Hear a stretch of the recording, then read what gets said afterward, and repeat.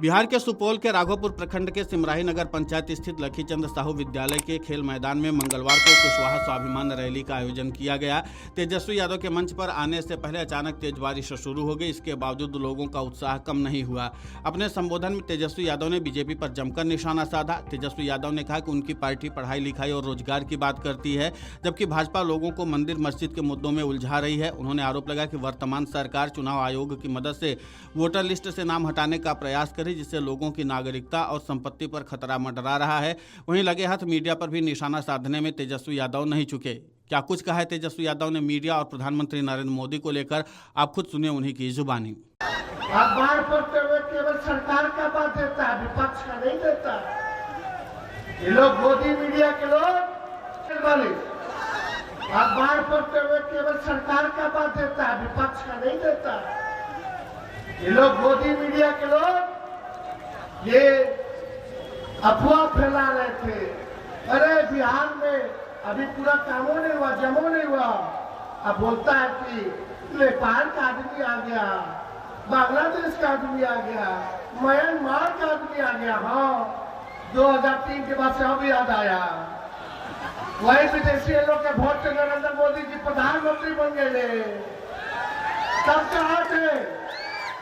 और आप लोगों को बता दें, ये लोग केवल सूत्र के हिसाब से जो है काम कर रहे हैं, अफवाह फैलाते हैं सूत्र का नाम जोड़ करके। हमने कहा कि एक जो सूत्र है हम इसको मूत्र समझते हैं। ये अखबार वाले लोग, कुछ चंद लोग, एक ईमानदार अखबार, एक ईमानदार पत्रकार अपनी पत्रकारिता कर रहा था, अजीत अंजुम जी जगह जगह दिखा रहे थे कितना घपला चल रहा है वोटर लिस्ट वाले में। सरकार उस पर जो है FIR करने का काम किया। ये तानाशाही नहीं चलेगी, नहीं चलेगी। इसलिए हम सब लोगों को एक लंबी लड़ाई लड़ने की जरूरत है, एकजुट रहने की जरूरत है, और आप लोगों को मिल करके इस कमी सरकार को खाट फेंकने की जरूरत है। साथ मिलेगा कि नहीं मिलेगा, हाथ उठा के बताइए। सबको साथ मिलेगा ना, सबको एक रहना है ना, बिहार को आगे लेके चलना है ना, नया बिहार बनाना है ना, विकसित बिहार बनाना है ना, जहाँ केवल काम की बात हो, बेकार की बात ना हो। पूछो इन भाजपा वाले जब आएंगे तो क्या ने शुगर मिल फैक्ट्री खोला।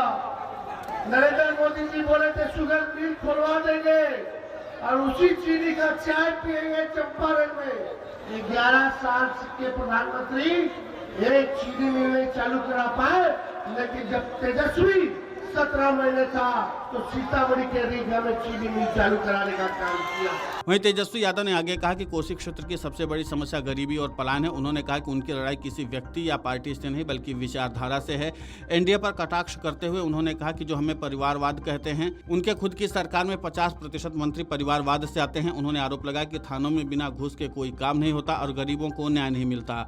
भारी बारिश के बावजूद हजारों की संख्या में लोग मैदान में डटे रहे और तेजस्वी यादव के संबोधन तक इंतजार करते रहे। भीड़ इतनी अधिक थी कि मैदान खचाखच भर गया। आयोजकों ने सुबह 11 बजे तक पहुंचने का समय तय किया था, जबकि तेजस्वी यादव शाम 5 बजे सभा स्थल पर पहुंचे। तेजस्वी यादव ने 17 महीने के कार्यकाल का भी उल्लेख करते हुए कहा कि उन्होंने आरक्षण का दायरा बढ़ाया, जातीय जनगणना कराई और सरकार में रहते हुए 5 लाख नौकरियां भी दी।